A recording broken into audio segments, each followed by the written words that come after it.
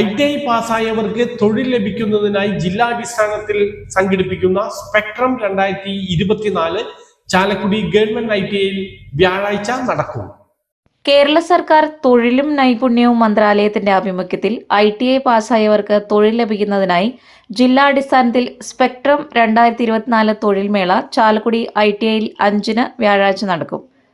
തൊഴിൽമേളയുടെ ഉദ്ഘാടനം രാവിലെ 10:30 നഗരസഭാ ചെയർമാൻ AB ജോർജ് നിർവഹിക്കുന്നു. കേരളത്തിന്റെ അകത്തും പുറത്തുമുള്ള 100ഓളം കമ്പനികൾ പങ്കെടുക്കും. ITI പാസ്സായവർക്ക് കേരളത്തിനകത്തും പുറത്തുമുള്ള പ്രമുഖ സ്ഥാപനങ്ങളിൽ തൊഴിൽ നേടുന്നതിനുള്ള ഈ സുവർണാവസരം പ്രയോജനപ്പെടുത്തണമെന്ന് വാർത്താസമ്മേളനത്തിൽ government ITI principal MK Sauja, vice principal Rajesh Chandran, Deepak Peter, Mini Mukundan, KK Ayyappan എന്നിവർ വാർത്താസമ്മേളനത്തിൽ അറിയിച്ചു. എല്ലാവർക്കും നമസ്കാരം.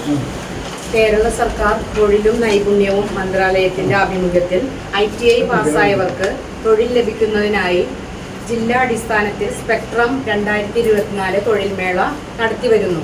അതിൻ്റെ ഭാഗമായി തൃശ്ശൂർ ജില്ല ബേസ് ചെയ്ത് 5/12/24 ഗവൺമെന്റ് ITI ചാലക്കുടിയിൽ വെച്ച് സ്പെക്ട്രം ജോബ് ഫെയർ 2024 നടത്തുന്നു.